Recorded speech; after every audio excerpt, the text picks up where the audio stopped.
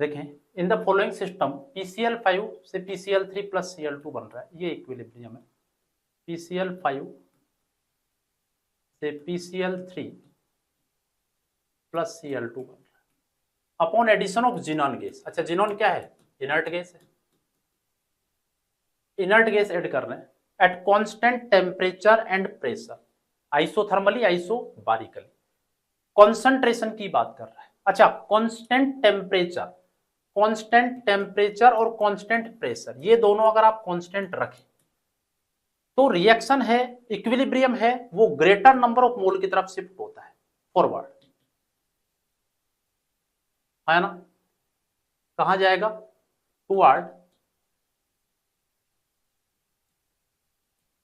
Greater number of moles. यही है। जब आप कांस्टेंट प्रेशर पे बात करते हैं, कांस्टेंट टेम्परेचर पे बात करते हैं, तो जो रिएक्शन है, इक्विलिब्रियम है, वो ग्रेटर नंबर ऑफ मोल की तरफ मूव करती है, और ग्रेटर नंबर ऑफ मोल की तरफ मूव करेगी तो फॉरवर्ड में जाएगी।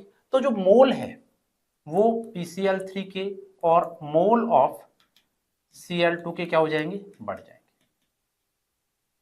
एनटीए ने जो आंसर दिया है वो इसी के अकॉर्डिंग दिया है कि PCl3 के या Cl2 के मोल है वो बढ़ जाएंगे, लेकिन ये बात की थी कॉन्सेंट्रेशन की।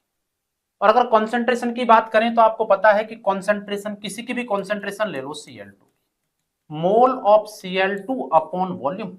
अच्छा, वॉल्यूम प्रेशर कांस्टेंट है, कांस्टेंट प्रेशर को मेंटेन करने के लिए, प्रेशर को कांस्टेंट मेंटेन करने के लिए वॉल्यूम को बढ़ना पड़ेगा। और जब वॉल्यूम बढ़ेगा,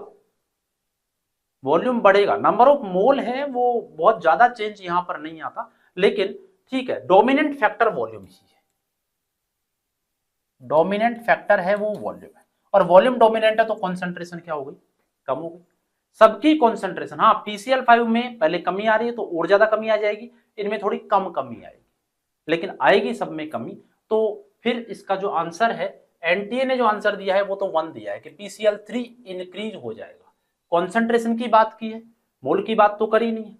और यहां पर सही जो कॉन्सेंट्रेशन के हिसाब से आंसर होना चाहिए हमारे हिसाब से, वो क्या होना चाहिए कि कॉन्सेंट्रेशन तो सबकी ही डिक्रीज होगी, क्योंकि वॉल्यूम डोमिनेंट फैक्टर है यहाँ पे, तो concentration of Cl2 will decrease, ये, जबकि एनटीए ने दिया ये। तो हमारे हिसाब से आंसर क्या होना चाहिए? 3, क्योंकि कॉन्सेंट्रेशन की बात कर रहा था, मोल की बात नहीं कर रहा।